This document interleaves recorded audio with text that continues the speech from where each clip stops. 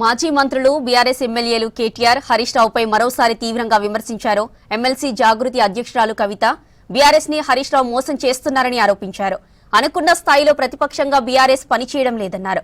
కేసీఆర్ కళ్లకు గంతలు గట్టి నేతలు అరాచకం చేస్తున్నారని మండిపడ్డారు. కేటీఆర్ కృష్ణుడో అర్జునుడో తేల్చుకోవాలని చెప్పారు. కృష్ణార్జునమని జబ్బులు చర్చుకుంటున్న ఇద్దరు నేతలు ఒకరిపై ఒకరు బాణాలు వేసుకుంటున్నారని విమర్శించారు ఎమ్మెల్సీ కవిత. రెడ్డిపల్లి అనేటటువంటి గ్రామానికి వెళ్ళడం జరిగింది. ఈ గ్రామం నర్సాపూర్ మండలంలో ఉన్నది. ఆ గ్రామంకి ఒక విచిత్రమైన పరిస్థితి ఉన్నది. ఒక పక్క RRRలో వాళ్ళ భూములు పోతున్నాయి, ఇంకొక పక్క కాళేశ్వరంలో వాళ్ళ భూములు పోయినాయి, ఇంకొక పక్క రైల్వే లైన్ వాళ్ళు వచ్చి సర్వే చేసిపోయారు. అది ఎడిదికి వస్తుందో అర్థం కాని పరిస్థితి ఉన్నది. అంటే RRRలో నర్సాపూర్ మండలంలో 13 విలేజెస్లో ఉన్నటువంటి భూమి పోతున్నటువంటి సందర్భం ఉన్నది. కానీ రెడ్డిపల్లి ప్రత్యేకం ఎందుకంటే రెడ్డిపల్లి రైతులు నాకు నిన్న మొత్తం బొమ్మ కూడా చూపించి వివరంగా చెప్పారు.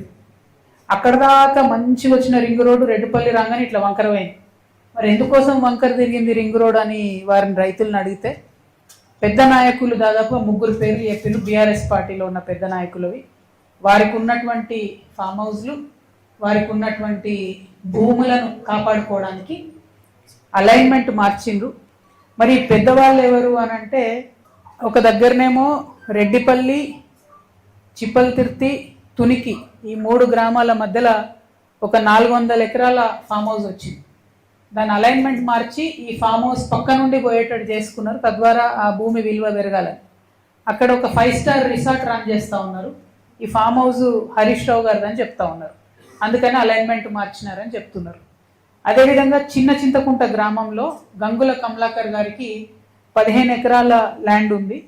అక్కడ 15 ఎకరాల్లో ఆయన కెమికల్ ఫ్యాక్టరీ పెట్టాలని కూడా వారు ట్రై చేస్తే చిన్న చింతకుంట గ్రామస్తులందరూ కూడా మరి వ్యతిరేకం చేస్తే ఆ ప్రపోజల్ ఆయన ఆపేసి ఫస్ట్ అలైన్మెంట్లో గంగుల కమలాకర్ గారి ద్వారా ల్యాండ్ ద్వారా పోతుంది కాబట్టి మార్చిండ్రు.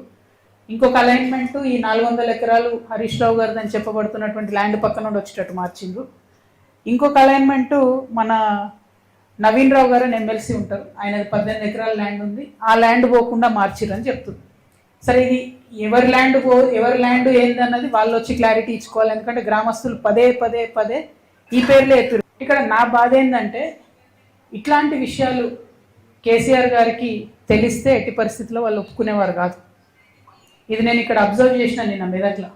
ఎందుకు ఓడిపోయినాం మెదక్ అని ఆలోచన చేసి ఇట్లాంటి పనులు చేయడం వల్ల ఓడిపోయినాం. ఇప్పుడు రాష్ట్రంలో ఉన్న పరిస్థితులు మీరు చూస్తున్నారు. నిన్న జూబ్లీ హిల్స్ ఉప ఎన్నికలు వచ్చిన రిజల్ట్ మీరు చూసిండ్రు. పేరుకు కృష్ణార్జునులు అని చెప్పుకొని ట్వీట్లు పెట్టుకొని వాళ్ళది వాళ్ళు ఒకళ్ళు జబ్బ ఒకళ్ళు జరుచుకుంటూ తప్పితే, ఒకళ్ళు వీపు ఒకళ్ళు జరుచుకుంటూ తప్పితే పెద్దగా క్షేత్రస్థాయిలో పనిచేయలేదని అర్థమైంది. ప్రతిపక్షాలు ప్రజల ఎక్స్పెక్టేషన్ మేరకు పనిచేసినట్టయితే రిజల్ట్ మంచిగా వేరే రకంగా ఉంటుండే జూబ్లీ హిల్స్.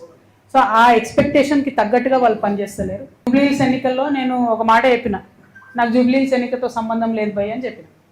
సరే, అయినా సరే ఒక 15 మంది ఇండిపెండెంట్లు వచ్చి నా దగ్గరికి, అక్క ఇట్లా మేము విత్డ్రా చేసుకుంటాము, ఎవరికి సపోర్ట్ చేయమంటారని అడిగారు. నేనన్నా నాకు సంబంధం లేదు భయ్ జూబ్లీ హిల్స్ ఎన్నిక, మీరు ఎవరి దగ్గరికి అన్న పోండి అని చెప్పి వాళ్ళు చక్కగా హరీష్ అన్న దగ్గర పోయారు. నేనంటే బీఆర్ఎస్ పార్టీలు లేను, నేను ఏ పార్టీకి సపోర్ట్ చేయదలుచుకోలేదు కాబట్టి నేను దూరం ఉన్నా. హరీష్ రావు కూడా అదే ఆన్సర్ చెప్పారట, మీ ఇష్టం పోయి ఎవరికైనా వేసుకొని అన్నారట. అంతకన్నా ముందేం చేసిరు హరీష్ రావు గారు అంటే బీఆర్ఎస్కి మోసం చేసినట్టే కదా ఆయన. అంతకన్నా ముందేం చేసిరు హరీష్ రావు గారు ఎలక్షన్ పెట్టక ముందే, ఇవ్వకి పలానా క్యాండిడేట్ని పెడితే మీకు సపోర్ట్ చేస్తా కాంగ్రెస్ కానీ చెప్పపిరట పైకి, వాళ్ళు వద్దన్నారట. అన్నాక ఈయన సైలెంట్ అయిపోయి. అంటే గమ్మత్ ఏముంటుంది హరీష్ రావు గారిది అంటే తెలియడానికి టైం పడుతుంది. ఎందుకంటే ఇవాళ వారి అన్ఫార్చునేట్ వారి తండ్రి గారు చనిపోయినారు. అయితే వారు లోపల ఉన్నారు ఇంట్లో. అక్కడి నుంచి కూడా ఎలక్షన్ అవుతున్న సమయంలో టెలికాన్ఫరెన్స్లు అవి పెట్టి మాట్లాడారు. అప్పుడు హరీష్ రావు గారి భజన పరులంతా ఏం బిల్డప్ ఇచ్చిరు, హరీష్ అన్న ఇంత కష్టంలో కూడా పార్టీ కోసం నిలబడి టెలికాన్ఫరెన్స్ పెడుతురు అన్నారు. రిజల్ట్ ఉల్టాయే వరకు ఏం భజన మొదలెట్టింది నిన్నటి నుంచి. హరీష్ అన్న లేకపోయి హరీష్ అన్న ఉంటే అసలు ఇక ఒక్క సీటు కానీ వేసి ఉంటే హరీష్ అన్న జూబ్లీస్ గెలుస్తుంటే మన లెవెల్లో మళ్ళీ పెడుతురు. అంటే వెంటనే తప్పించుకోవడం, అప్పటి వరకు మోసం చేయడం, ఇది హరీష్ రావు గారి నైజం. సో ఇంటి దొంగని ఈశ్వరుడైనా పట్టలేడు అన్నట్టు చాలా టైం పట్టింది. ఏదో నాకు తెలిసింది కాబట్టి నేను గట్టిగా మాట్లాడుతున్నా నన్ను బయట వారేసి. బట్ అక్కడ ఉన్నవాళ్ళు వారు ఆలోచన చేసుకోవాలి.